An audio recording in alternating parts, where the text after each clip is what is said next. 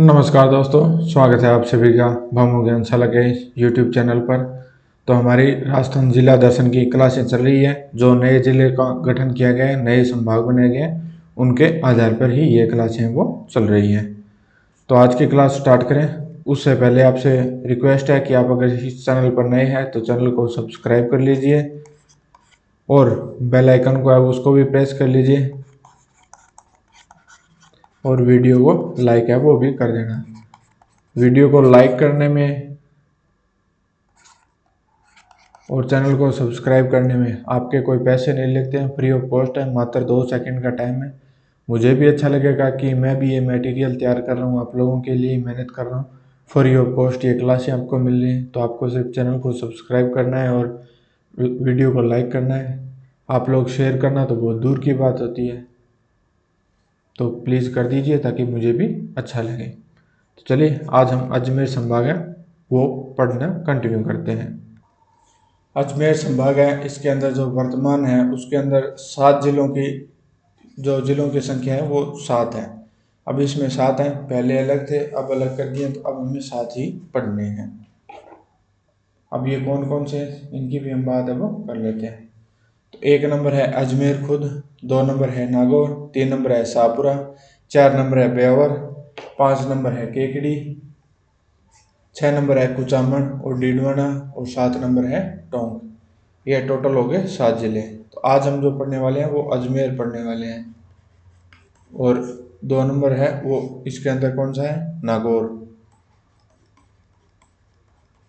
ये 2 जिले हैं वो आज की क्लास में हम पढ़ने वाले हैं। बाकी के जो बच गए जिले वो हम कल की क्लास में पढ़ेंगे। आज से पहले ये लास्ट संभाग है अजमेर, इससे पहले के जो 9 संभाग है उनकी क्लासें देखनी है तो आप प्ले लिस्ट में जाएंगे तो वहाँ आपको राजस्थान भूगोल नाम से मिल जाएगी या आपको राजस्थान जियोग्राफी लिखा हुआ मिलेगा। तो इन दोनों को ओपन करोगे तो ये या तो राजस्थान भूगोल के नाम से मिलेगी या राजस्थान जियोग्राफी हिंदी और अंग्रेजी, तो आपको एक मिल जाएगी इसमें। तो उसके अंदर आप जाके चेक करेंगे तो आपको वहाँ क्लासें हैं वो जिला दर्शन की मिल जाएंगी, या आपको जिला दर्शन लिखा हुआ मिलेगा भी, जिला और उसके साथ में दर्शन। तो जिला दर्शन लिखा हुआ मिलेगा तो वो क्लासें होंगी जिनके अंदर आप उनका थंबनेल देखोगे, जो फोटो आती है जब हम वीडियो स्टार्ट करते हैं तो उस फोटो के अंदर संभाग का नाम लिखा होगा, नीचे जो जिले हैं वो जिले लिखे होंगे, तो वो क्लास यहाँ पे वो देख सकते हैं। तो आप टीचर एग्जाम की तैयारी कर रहे हैं तो मैं आपको बता देता हूँ कि अभी फर्स्ट ग्रेड, सेकंड ग्रेड और रीट प्री होगा वो 2024 में हो या 25 में हो, लेकिन फॉर्म है वो भरे जाएंगे 2024 में। फर्स्ट ग्रेड और सेकंड ग्रेड ये दोनों भी अभी 2024 में इनकी विज्ञप्तियां अभी फिलहाल जारी होने को ही हैं, और इनके जो एग्जाम है वो 100% ही 2025 के अंदर ही होंगे। तो आप अभी अगर आप नए स्टूडेंट हैं तो तैयारी के लगते हैं तो आपका सिलेक्शन है वो 100% हो जाएगा। तो आप अच्छे से मेहनत करोगे तब तो सिलेक्शन हो जाएगा, अगर टाइम पास करोगे तब सिलेक्शन होना मुश्किल है। अब बात करें इस संभाग की, तो ये राजस्थान का मध्यस्थ संभाग है, यानी ये हम अगर राजस्थान जिला माने तो ये बिल्कुल सेंटर में पड़ता है। सबसे ज़्यादा जो खारे पानी के जिलों वाला संभाग है वो यही संभाग है, क्योंकि ये संभाग है इसके अंदर ये जिले पड़ते हैं, तो यहाँ जो जिले हैं वो लगभग खारे पानी की जिले हैं। बाकी जयपुर संभाग है उसके अंदर भी सांबर है, वो बहुत बड़े खारे पानी की झील है। इसमें सर्वाधिक नवीनतम जिले शामिल है, यानी 4 जो नए जिले बने हैं उन वो शामिल किए गए। सबसे ज़्यादा जो नए जिले शामिल है वो इसके अंदर है। अब हम पढ़ेंगे अजमेर संभाग। तो ये हो गया हमारा यहाँ से अजमेर जिला स्टार्ट। तो अजमेर का जो प्राचीन नाम है वो है अजमेरू, अजमेर मेरवाड़ा, ये इसका प्राचीन नाम है। अगर हम उपनाम की बात करें तो राजस्थान का हृदय, क्योंकि ये बिल्कुल ये राजस्थान है पतंगाकार, इसके बिल्कुल ये सेंटर में अजमेर है ये पड़ता है, तो राजस्थान का हृदय भाग। भारत का मक्का, क्योंकि यहाँ ख्वाजा मोइनुद्दीन की जो दरगाह है, ख्वाजा मोइनुद्दीन चिश्ती की, तो उसके कारण ये भारत का मक्का कहलाता है। राजस्थान का नाका, अंडों की टोकरी, ये इसके उपनाम है किसके, अजमेर के। तो ये आपको ध्यान में रखने पूछे जा सकते हैं। राजस्थान का प्राचीन काल में राजस्थान का जो केंद्र शासित प्रदेश रहा है एकमात्र, वो अजमेर ही रहा है। अब अजमेर जिले से अन्य महत्वपूर्ण हम अजमेर के अन्य महत्वपूर्ण तथ्यों की बात करें तो अजमेर की जो स्थापना है वो 1113 में चौहान जो अजय राज थे उनके द्वारा की गई थी। अजय राज ने ही यहाँ जो बीठली पहाड़ी पर दुर्ग बनाया था जिसे पहले अजय मेरू क्योंकि अजय राज के नाम पे, अब उस दुर्ग को तारागढ़ दुर्ग के नाम से जानते हैं। राजस्थान में केंद्र में स्थित होने के कारण यहाँ ब्रिटिश जो रहे थे, ब्रिटिश काल में ही ये केंद्र शासित प्रदेश है ये रहा था। राजस्थान के मध्य में होने के कारण यहाँ सर्वाधिक देशी आक्रमण हुए क्योंकि ये नक्शा हो गया, ये बिल्कुल सेंटर हो गया तो इसके आसपास ही ये सबसे ज़्यादा रियासतें लगती थी। तो सबसे ज़्यादा जो आक्रमण हुए वो इस पे हुए हैं और सबसे ज़्यादा जो बाहरी आक्रमण है जो यहाँ बटनेर पड़ता है इसके ऊपर सबसे ज़्यादा बाहरी आक्रमण है वो हुए हैं। वर्तमान में अजमेर से तोड़कर केकड़ी व ब्यावर ये दो नए जिले हैं ये बनाए गए हैं। ये देखिए कि जो मैंने बताया था कि ख्वाजा मोइनुद्दीन चिश्ती की जो दरगाह है वो अजमेर के अंदर स्थित है। इसका जो निर्माण है ये इल्तुतमिश के द्वारा करवाया गया था। और यहाँ जो बुलंद दरवाजा है, बुलंद दरवाजा इसका निर्माण है वो गयासुद्दीन खिलजी के द्वारा करवाया गया है। बड़ी देग है ये अकबर के द्वारा और छोटी देग है ये जहांगीर के द्वारा दी गई है। यहाँ ये जो दो देगें हैं जिसके अंदर खाना बनता है। सबसे पहले जो पक्की मजार है ये गयासुद्दीन मोहम्मद खिलजी की है। उसके बाद में यहाँ है ये पुष्कर पड़ता है तो पुष्कर के बारे में हम पढ़ लेते हैं। तो पुष्कर के उपनाम है ये तीर्थराज है क्योंकि ये तीर्थों का राजा माना जाता है क्योंकि यहाँ सबसे ज़्यादा मंदिर वगैरह हैं और सबसे पवित्र जो झील जो मानी जाती है तीर्थ के हिसाब से वो पुष्कर झील है वो मानी जाती है। राजस्थान का प्रयागराज, कोक्कण तीर्थ और तीर्थों का मामा ये इसके उपनाम है। यहाँ सबसे पहला जो ब्रह्मा मंदिर है, सावित्री माता का मंदिर है, रंगनाथ मंदिर है, वराहा मंदिर है, रमा बैकुंठ मंदिर है, ये जो सारे मंदिर है ये यहाँ है। तो सबसे पहला जो ब्रह्मा मंदिर है ये सिर्फ एकमात्र ब्रह्मा, ये जो सबसे पहला शब्द है ये सिर्फ ब्रह्मा मंदिर के लिए, सावित्री माता मंदिर, रंगनाथ मंदिर, वराहा मंदिर, रमाकुंठ बैकुंठ मंदिर इनके लिए नहीं है।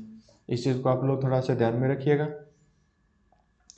यहाँ स्थित पवित्र जो झील है ये अर्धचंद्राकार है। यहाँ 52 घाट बने हुए हैं। यहाँ कनाडा की सहायता से इस झील की सफाई वो की जा रही है। देखिए कितनी शर्म की बात है कि हमसे अपनी एक झील ही साफ नहीं हो रही। ये देखिए कनाडा की सहायता ली जा रही है झील को ही साफ करने में। लोग कितने घटिया हो चुके हैं, पुण्य के नाम पे झीलों में जाते हैं और वहाँ गंदगी फैला के आते हैं। यहाँ कार्तिक पूर्णिमा को मेला लगता है, जो रंगीन मेला है वो बढ़ता है और यहाँ दीपदान है वो किए जाते हैं। तो जो लोग भी यहाँ दीपदान करने जाएं तो उनसे रिक्वेस्ट है कि जो प्लास्टिक के दिए हैं वो यहाँ दीपदान में ना करें। मिट्टी के दिए या जो कई फ्रूट वगैरह होते हैं तो जिनके खोल के दिए भी बनाए जाते हैं तो वो दिए, ये दो तरीके के दिए यूज़ किया कीजिए ताकि ये है ये पर्यावरण को नुकसान ना पहुंचाए, क्योंकि पुण्य तो इन्हीं से होगा। ये प्लास्टिक के दिए डाल के और सब कुछ खराब करने के नहीं। कई आप लोग देखना कि प्लास्टिक की बड़ी बड़ी प्लेटें होते हैं उनके बीच में प्लास्टिक के दिए रख रख के करते हैं, क्योंकि ये प्लास्टिक की जो प्लेट है इसका क्षेत्रफल ज़्यादा हो जाता है तो ये दिया ये डूबता नहीं है, इसके अंदर रख देते हैं। तो ये मत किया कीजिए, सिर्फ दीपदान का ही यहाँ महत्व है तो सिर्फ दीपदान ही किया कीजिए। उसके बाद में यहाँ जो घाट बने हुए हैं उनमें गांधी घाट, गो घाट, वरहा घाट, ब्रह्म घाट आदि ये यहाँ के जो प्रसिद्ध घाट हैं। उसके बाद में यहाँ 2.5 दिन का झोंपड़ा है। जो पहले ये 2.5 दिन का झोंपड़ा नहीं था, तो पहले ये विग्रहराज जो चतुर्थ थे उनके द्वारा निर्मित संस्कृत पाठशाला थी, उसको तोड़कर ये देखिए मुगलों के द्वारा ये संस्कृत पाठशाला है, उसको तोड़कर कुतुबुद्दीन ऐबक के द्वारा मस्जिद में तब्दील वो कर दिया गया था। और ये जो पाठशाला यहाँ हरिकेली जो नाटक है, बीसल देव यानी बीसल देव कौन है, विग्रहराज चतुर्थ, तो उसका एक नाटक है हरिकेली, उसकी पंक्तियां भी यहाँ इस जो मस्जिद है ये 2.5 दिन का झोपड़ा इसके ऊपर उत्कीर्ण है। यहाँ पंजाब शाह का 2.5 दिन का उर्स यानी मेला भरता है। उस कई लोग मानते हैं कि इस कारण ये जो 2.5 दिन का मेला भरता है, इसलिए इसको 2.5 दिन का झोंपड़ा है वो कहते हैं, लेकिन ऐसा नहीं है। अकबर का किला, ये मैगजीन दुर्ग है, उसको अकबर का किला कहते हैं। उसके बाद में जो सलेमाबाद है, यहाँ निम्बार्क संप्रदाय की जो प्रधान पीठ है वो यहाँ है। उसके बाद में जो क्लब वृक्ष मेला है, ये मांगलियावास के अंदर भरता है। उसके बाद में बात करें तो राजस्थान की जो पहली दूध डेयरी है ये पद्मा, ये अजमेर के अंदर है। किशनगढ़ है, यहाँ राजस्थान की सबसे बड़ी संगमरमर की मंडी है। सुरसुरा, यहाँ तेजा जी का, ये जो सुरसुरा स्थान है, यहाँ तेजा जी का स्वर्गवास हुआ था। उसके बाद में यहाँ नागपाड़ है जो अजमेर के अंदर है, यहीं से लूनी नदी का जो उद्गम स्थल है वो यहीं से है। उसके बाद में केहरीगढ़ वह गुंदेलाव तालाब, ये किशनगढ़ के अंदर है। उसके बाद में जी ये जो तारागढ़ दुर्ग है, ये अजय राज द्वारा निर्मित करवाया गया था, ये भी मैंने आपको पहले बता दिया था।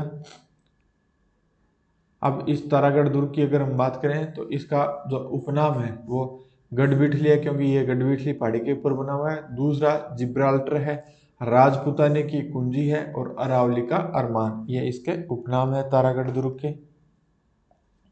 उसके बाद में अजमेर में बात करें तो रूठी रानी का महल, मीरान साहब की दरगाह, घोड़े की मजार, रूठी रानी की छतरी, पृथ्वीराज स्मारक आदि हैं वो स्थित हैं।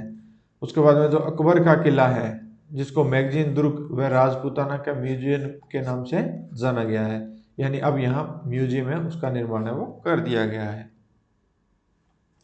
उसके बाद में अन्ना सागर झील है, जो अर्णोराज के द्वारा निर्मित झील है।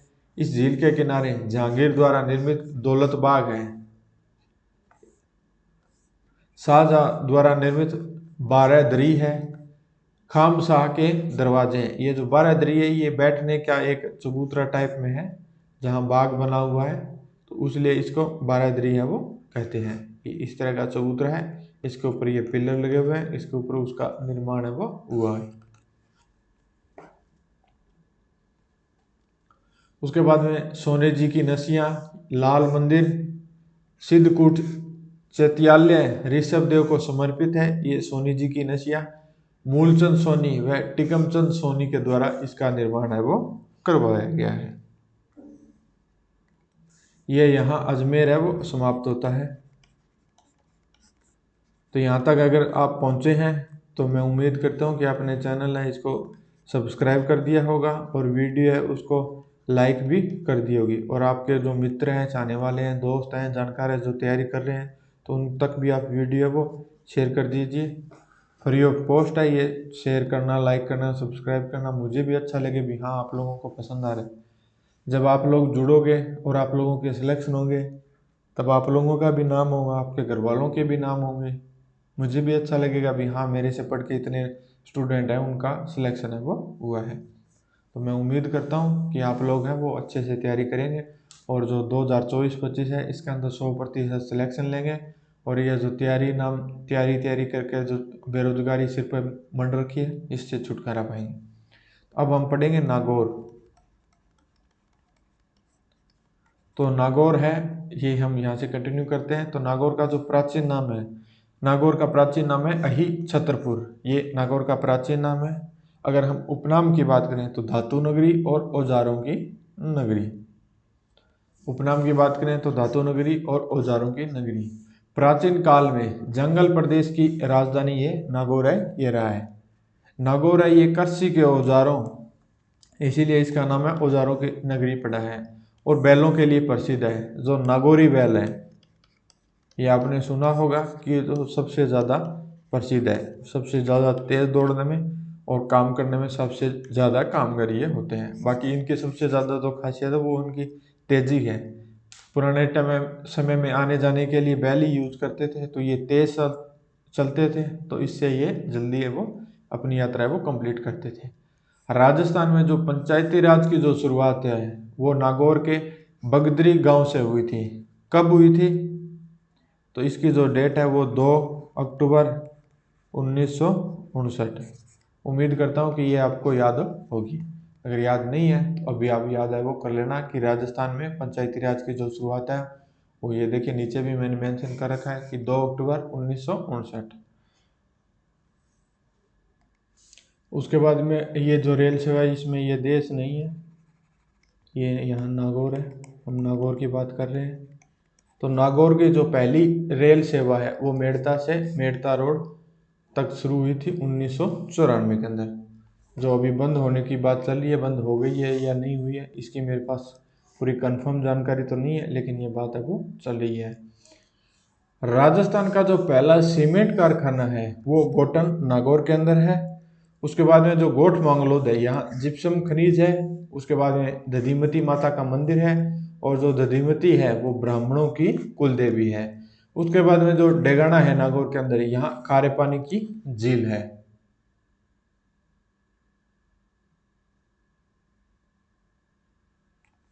उसके बाद में रेवन पहाड़ी, यहाँ टंगस्टन खनिज का क्षेत्र है। नागौर का जो सुहालक क्षेत्र है बाजावास बेलों के लिए प्रसिद्ध है। नागौर का जो सुहालक क्षेत्र वह बाजावास है, ये बेलों के लिए प्रसिद्ध है। ये जो दोनों क्षेत्र हैं ये दोनों। उसके बाद में यहाँ जो गोगेलाव व रोंटुक कंजर्वेशन रिजर्व है वो स्थित है। और यहाँ जो वरुण गांव है वो बकरियों के लिए विश्व प्रसिद्ध है, यानी यहाँ सबसे ज्यादा मात्रा में बकरियां पाई जाती है। जायल सभ्यता से पुरा पाषाण के अवशेष हैं वो मिले हैं। उसके बाद में जो प्रसिद्ध इतिहासकार है अबुल फजल व फैजी का जन्म है वो भी नागौर के अंदर हुआ है। ताऊसर है, यहाँ अप्पा जी सिंधिया की छतरी है, पान मेथी के लिए ये प्रसिद्ध है। यानी जो मेथी है वो कहाँ की प्रसिद्ध है, मेथी है वो नागौर की प्रसिद्ध है।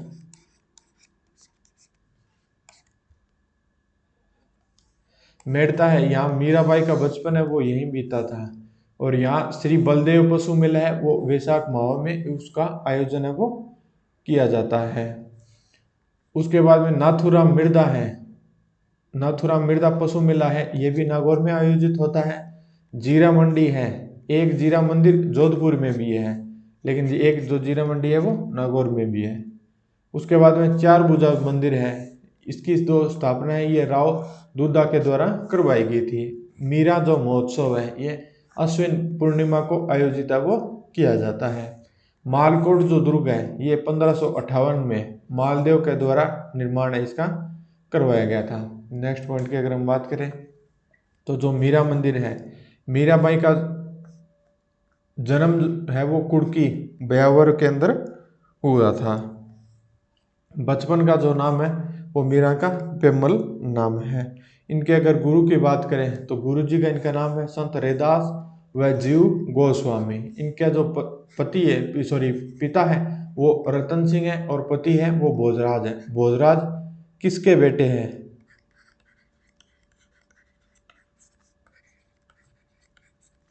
ये आप नीचे कमेंट करके बताइए अगर आप ये क्लास यहाँ तक देख रहे हैं।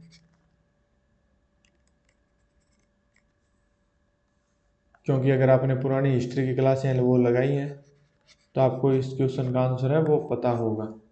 मीरा संग्रहालय है वो भी यहीं पर बना हुआ है। उसके बाद में खींवसर का किला है, खींवसर का किला है, यहाँ एक बार औरंगजेब है वो रुके थे। उसके बाद में यहीं महावीर स्वामी ने चातुर्मास है वो किया था। निजी क्षेत्र की सबसे बड़ी जो सौर परियोजना है वो भी यहीं जो खींवसर किला है यहीं पास में ही लगी हुई है। खड़नाल है ये तेजाजी का जन्म स्थल है। उसके बाद में जो पिप्पासर है यहाँ जम्बो जी का जन्म स्थान है, जो 1451 ईस्वी में इनका जन्म है वो हुआ था। रोटू है ये जम्बोसी से संबंधित स्थल है, साथरी है। उसके बाद में जोरडा गांव है, ये जो जोरडा गांव है यहाँ हरिराम बाबा का मंदिर है। मूर्ति के स्थान पर यहाँ सांप की बम्बी की पूजा है वो की जाती है। मैंने जो लोक देवता और जो लोक देवियां पढ़ाई हैं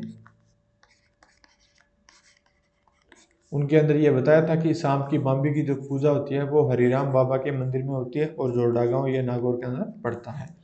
उसके बाद में जो नागौर का दुर्ग है ये पृथ्वीराज चौहान के जो सेनापति कैमास के द्वारा निर्मित करवाया गया था।